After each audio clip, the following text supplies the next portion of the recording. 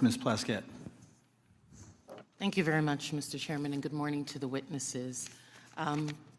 First let me say that we do have to, in this committee, try as much as possible to remain nonpartisan as opposed to bipartisan. I can recall being that way when I was counsel on the House Ethics Committee, and it's a hard position to take. But I'm really struck by the fact that in December of 2023, many people made Secretary Lloyd Austin go through the stages of the cross in self-flagellation and mea culpas for not informing the president that he was having a surgery. And now how we're treating Secretary Hedgepeth as if he is untouchable. Mike Waltz, when he was a member of Congress, went in the Committee on Armed Services to talk about and slammed Austin for holding himself to a different standard than the American people. And yet we are not doing this across the board. And that's disappointing, at the very least, very disappointing. Director Gabbard, thank you for your testimony. And one of the things that I believe I heard you say was that when there was a discussion by DOJ as to the cuts to foreign aid, that there had not been a request for an intelligence and national security or an intelligence assessment of the impact of those cuts. Was that your testimony a little earlier? Congresswoman, I have not seen any kind of actual official assessment either within the intelligence community or outside of it on what the effects of those cuts to USAID programs has been. But it was not requested by DOJ of you or of any of the areas in which you have oversight over? I'm not aware of any requests. Okay, great. Thank you. I know that there has been some open source reporting on what the effect of those cuts are. I mean, when we think about several examples, Kenya, our strongest regional ally in the Horn of Africa, and a key partner with us in the fight against terrorist group Al-Shabaab. And, according to the Washington Post, that's not definitive, and we can talk about this in closed session. Some Kenyan journalists are now being trained by Beijing, mirroring the U.S. programs that have been cut by the administration. Director Gabbard, is letting China train Kenyan journalists going to make Kenya more or less receptive to American requests of the Kenyan government, do you believe? As you said, Congresswoman, our relationship with Kenya has been very long-standing.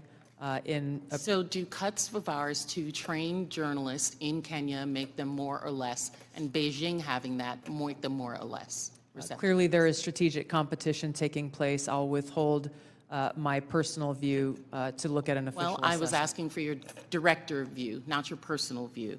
And then additionally, we have ended Voice of America, which provided accurate, unbiased news, in our opinion. Meanwhile, St. Petersburg University has announced that it's opened 11 Russian language centers across Africa that pay special attention to the promotion of traditional Russian spiritual and moral values. Director Gabbard, is Russia a friend or a foe? Are they our friend or our adversary? They are an adversary. Thank you. I believe that this reckless cuts make terrorism and our influence in Africa, which is on the front lines of terrorism, a real threat to us, and we need to be careful of it.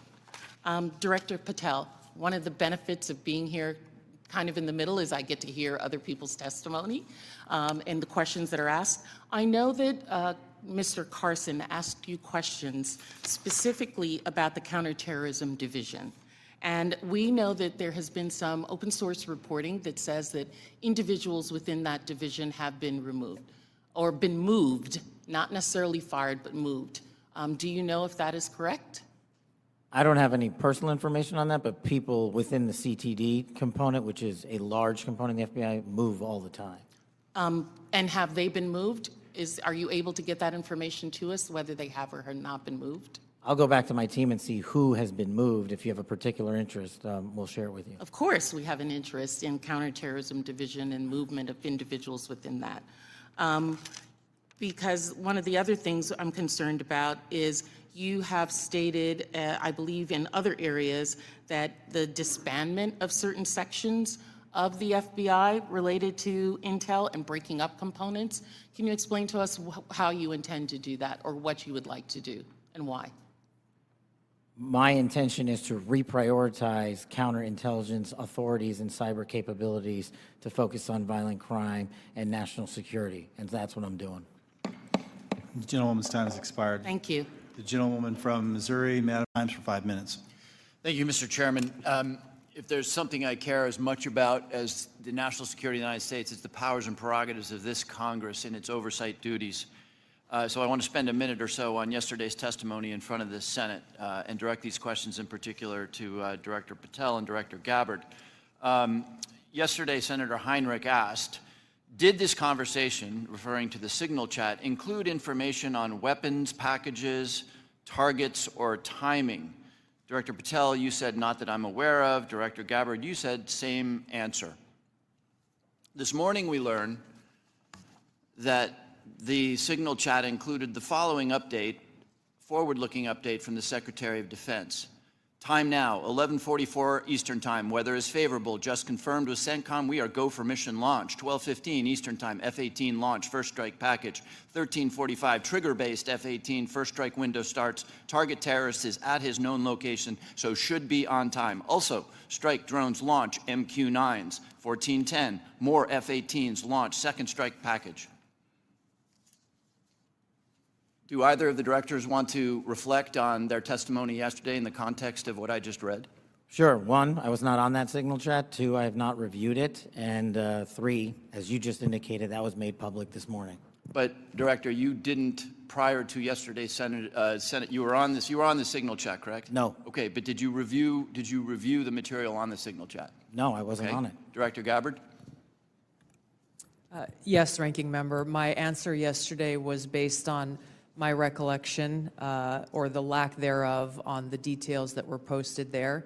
I was not, and what was shared today reflects the fact that I was not directly involved with that part of the signal chat, and replied at the end reflecting the effects, the very brief effects that the National Security Advisor had shared. So it's your testimony that less than 2 weeks ago, you were on a signal chat that had all of this information about F-18s and MQ-9 Reapers and targets on strike, and you in that 2-week period simply forgot that that was there. That's your testimony? My testimony is I did not recall the exact details of what was included there. That was not your testimony. Your testimony was that you were not aware of anything related to weapons packages, targets, and timing. As the testimony yesterday continued on, there were further questions related to that, where I acknowledged that there was conversation about weapons, and I don't remember the exact wording that I used, but I did not recall the specific details that were included. Director Gabbard, you've reasserted that there was no classified information. I think we can all agree that that information shouldn't have been out there. But let me ask you this. Are you familiar with the ODNI's classification guidance? I'm familiar with it. I've actually got a copy right here. If I read you a part of that guidance, I wonder if you could tell me what the level of classification indicated is. I'm reading from your classification guidance. And the criteria is information providing indication or advance warning that the U.S. or its allies are preparing an attack. Do you recall what your own guidance would suggest that be classified? I don't have the specifics in front of me, but it would point to what was shared would fall under the DoD's classification system and the Secretary of Defense's authority. So let me help you, because there's a very clear answer. And what is not. I guess you don't have it, but information providing, this is the ODNI guidance, information providing indication or advance warning that the U.S. or its allies are preparing an attack should be classified as top secret. Do you disagree with that? I don't disagree with that. I just point out that the DoD classification guidance is separate from the ODNI's classification guidance. Do you think it would be materially different? Ultimately, the Secretary of Defense holds the authority to classify or declassify. Do you think it's likely that DoD guidance is materially different from what I just read? I haven't reviewed the DoD guidance, so I can't comment.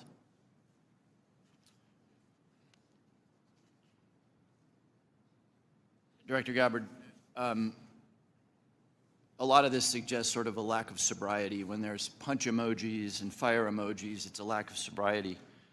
I don't mean that literally. But I have one last question for you, because I think people really listen to what you have to say. You, on March 15th, as DNI, retweeted a post from Ian Miles Chong, who is listed on RT, that's Russia Today's website, as, quote, a political and cultural commentator who has contributed content to RT since at least 2022. Director Gabbard, do you think that it's responsible for you as head of the intelligence community and the principal presidential intelligence advisor to retweet posts from individuals affiliated with Russian state media? That retweet came from my personal account, and I would have to go back to look at the substance of the tweet. Can I, just so that we don't have a lack of confusion amongst our allies and enemies and us, can I act perhaps that you not think that you should be saying one thing on your personal account than you say officially? I maintain my First Amendment rights to be able to express my own personal views on different issues. Thank you. I yield back, Mr. Chairman. Gentleman yields now.